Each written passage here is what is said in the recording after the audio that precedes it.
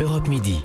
Il est 12h54, Maxime Switek. L'Europe à la une. Bonjour Daniel Cohn-Bendit. Bonjour Maxime Switek. Dany, nous allons évidemment revenir aujourd'hui sur la situation en Italie. On attend le nom du prochain Premier ministre qui devra appliquer le programme de coalition mis sur pied par les populistes de la Ligue et de 5 étoiles. Vous vous dites que c'est un programme Yaka. Ah mais c'est merveilleux. C'est vraiment c'est la hôte de Noël. Hein.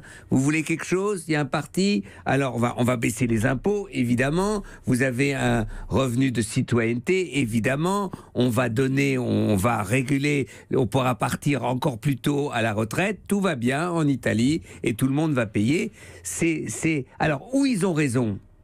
Et tous ceux qui réfléchissaient en disant on peut pas faire n'importe quoi, on tort et ça va être politiquement c'est une bombe, ou ils ont tort. Et alors attention les enfants, parce que ça va être cher pour l'Italie. Dany, ce sont des mesures qui sont attendues par une bonne partie des Italiens. Oui, les impôts, les retraites. Ah bah écoutez, c'est simple, c'est en Italie, c'est comme en France. Les Italiens sont pour des réformes, sauf pour eux-mêmes, enfin pas les personnes. Donc vous dites aux gens, vous payerez moins d'impôts, bravo. Vous dites aux gens, vous aurez un revenu de citoyenneté, mais bravo. Vous dites aux gens, on va virer tous les émigrés, mais bravo. C'est-à-dire, c'est des trucs attendus.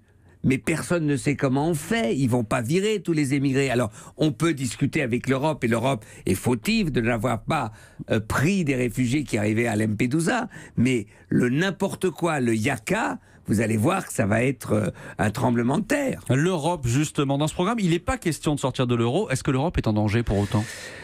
L'Europe est en danger dans le sens que quand même, l'Italie, c'est la troisième économie européenne, c'est pas la Grèce, etc., après la sortie des Anglais. Et ça veut dire que s'ils se trompent, s'il y a un krach des banques, etc., ils vont se retourner vers la Banque Centrale Européenne et l'Union Européenne. Et là, les fonds européens, eh bien, ça ne suffit pas, parce qu'avec l'économie italienne, donc on va se retrouver où ils seront obligés de sortir de l'Europe, où ils seront obligés de revenir complètement là. Vous savez, c'est la droite plurielle. Vous vous rappelez de la gauche plurielle? Vous vous rappelez du programme commun de Mitterrand?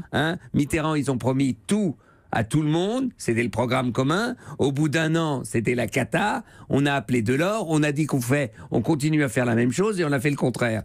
Eh bien, moi, je parie que ce programme commun de la droite populiste et droite et tout ça, eh bien, au bout d'un an, il va se fracasser contre la réalité. L'Europe et l'Italie à la une. Merci Dany, à demain. À demain, Maxime. Ciao, ciao.